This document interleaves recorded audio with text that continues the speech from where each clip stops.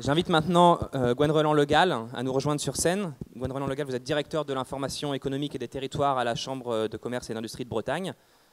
Installez-vous. Et donc, finalement, pour introduire cette matinée, cette première session, Gwen Roland-Legal, la question est simple. Où en est-on en Bretagne ?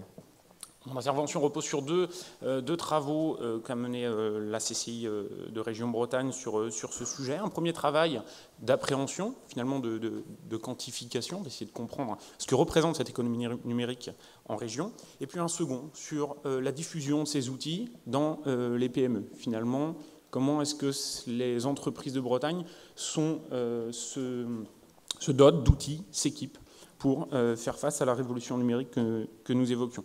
Ces éléments permettront d'avoir en tête trois dimensions de cette économie. Je vous le disais, essayer de comprendre qui sont les acteurs concernés le plus directement par ce sujet. Où sont ces acteurs? On sait que la question de l'aménagement du territoire est extrêmement prégnante en Bretagne, avec en filigrane la question des infrastructures, de la répartition de ces emplois sur le territoire.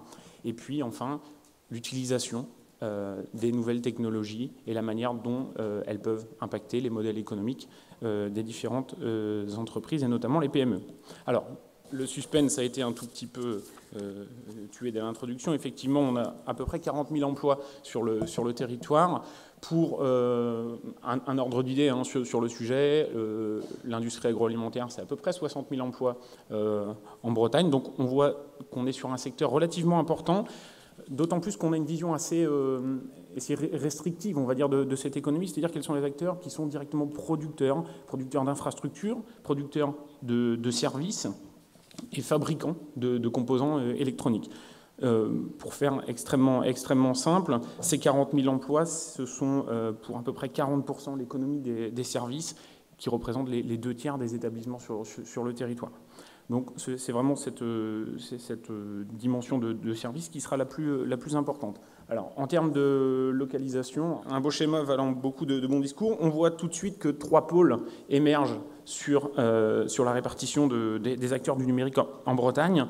On a effectivement le pôle de Rennes, c'est essentiellement, on a à peu près 50% des emplois du numérique qui sont sur le territoire de la métropole rennaise, avec une prégnance des activités de services, des sociétés, des SS2I, et 2 pôles qu'on pourrait peut-être qualifier de secondaires au regard de la place rennaise, le pôle du Trégor, avec les activités historiques de fabrication dans les télécommunications, et puis le pays de Brest, très développé, notamment sur la question du lien entre les outils numériques et l'économie maritime.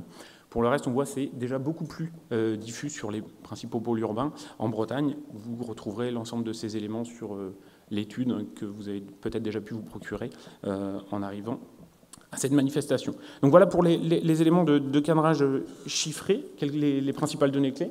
Et puis nous pouvons passer donc tout de suite au troisième point de mon intervention, qui est plus concerné sur l'utilisation et la diffusion des outils et des équipements dans les différentes PME. Alors, quelques chiffres là aussi. Le taux d'équipement observé sur les PME, on parle d'entreprises de 10 à 250 salariés. Cela fait suite à une enquête que nous avons menée en collaboration avec le groupement d'intérêt scientifique Marsouin.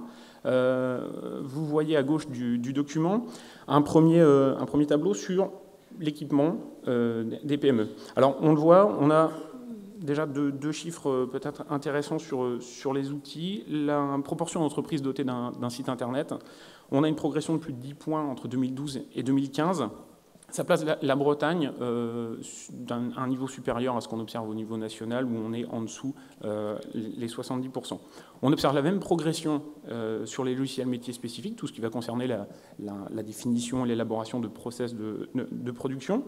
En revanche, on va descendre d'un cran sur les pratiques au quotidien. C'est vraiment un exemple, vous en avez d'autres, mais sur les agendas partagés. On a une progression relativement minime de cet outil. Et l'utilisation du cloud pour des logiciels en mode SaaS, là, on n'avait pas fait encore cet indicateur en 2012, mais en 2015, on a moins de 12% des entreprises qui sont dotées de cet équipement.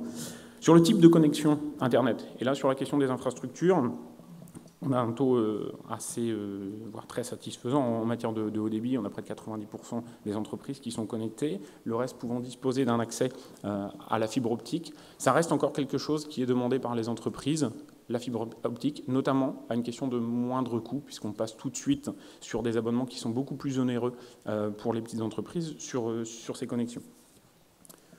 Sur les terminaux mobiles, sur les principales, que ce soit sur les principaux, pardon, que ce soit l'ordinateur, que ce soit les téléphones mobiles ou les tablettes, on est sur des taux comparables à ce qu'on va observer sur les ménages, donc c'est le côté demande finalement. Et sur quelque chose de plus professionnel, à savoir la visioconférence, on a une progression sensible entre 2012 et 2015, avec 14% des PME qui sont équipées et qui ont recours à ces dispositifs, contre 8% en 2012. Donc là aussi, une progression, néanmoins des usages qui restent relativement limités. Sur la question de l'utilisation de la présence en ligne, on va pouvoir passer au point suivant. Alors tout d'abord, la visibilité sur les réseaux sociaux. On a vu que sur les sites internet, on avait une présence assez importante. Sur les réseaux sociaux, là aussi, visiblement les PME s'en sont bien emparées. On a 95% des entreprises qui sont sur Facebook, la moitié de ces PME qui sont sur Twitter. On va se poser la question des usages. Là, on le voit, la quasi-totalité des entreprises sont présentes sur Facebook. On a moins de la moitié de ces entreprises qui vont mettre à jour au moins une fois par semaine le compte Facebook. Donc ce n'est pas le tout finalement d'avoir l'outil, d'être présent sur la question, va vraiment se poser quelle utilité pour l'entreprise. Est-ce qu'elle aura un retour sur investissement, le fait de se forcer finalement à mettre à jour, faire émerger une communauté d'utilisateurs autour de ces produits, ou est-ce qu'on est un petit peu, on suit l'air du temps pour finalement profiter d'une éventuelle opportunité mais qu'on n'est pas encore en capacité de saisir. C'est ce qu'on va retrouver notamment avec la vente en ligne. On a simplement 12% des PME qui proposent une vente en ligne via leur site internet. Là aussi, ça paraît peu, c'est néanmoins légèrement supérieur à ce qu'on observe au niveau national. Et puis, première approche peut-être de la data, ce sera un sujet qui sera abordé dans la matinée de travail. On a finalement très peu d'entreprises qui arrivent pour le moment à capitaliser sur les données qu'elles vont pouvoir faire remonter de cette présence en ligne sur les réseaux sociaux ou par leur site internet. On le voit, les données qui sont collectées et traitées systématiquement, c'est d'abord à 47% les données issues de vente de l'entreprise hors ligne. Pour le reste, finalement, on est présent. Est-ce qu'on sait comment les utiliser? Est-ce qu'on en voit une valeur ajoutée? Visiblement, au vu des chiffres que vous pouvez voir, on n'est pas encore tout à fait à l'aise sur ces outils. Enfin, troisième et dernière slide sur ces thématiques de l'utilisation et de la diffusion des outils, les compétences propres aux entreprises et les perspectives qu'elles se donnent. En termes de ressources humaines, on a, je pense, ce sera un sujet qui sera débattu certainement dans la matinée, un petit sujet. C'est d'abord l'externalisation qui prévaut dans les PME. On voit, c'est 77-78% des entreprises qui a recours à un prestataire informatique. Et finalement, il y a très peu de PME qui ont un service SI constitué dans l'entreprise. C'est même un chiffre en baisse de 1%. Certes, on est peut-être dans la marge d'erreur, mais néanmoins d'entreprises qui sont dotées d'un service et d'une compétence spécifique sur les systèmes d'information et le numérique plus largement. C'est quelque chose aussi qu'on observe, du coup, forcément peut-être, dans la présence de diplômés du supérieur du numérique dans les PME. On a à peu près 15% des PME qui sont dotées de quelqu'un doté d'un bagage, d'une compétence spécifique sur la thématique.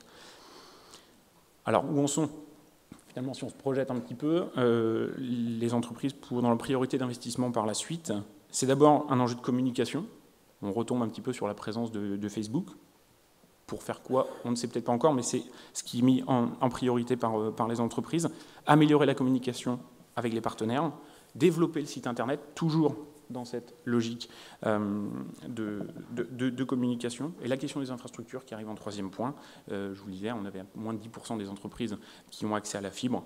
Mais effectivement, 50% d'entre elles, ça reste une des trois priorités pour ces enjeux. Merci beaucoup. Et puis, bonne matinée de travail. Merci.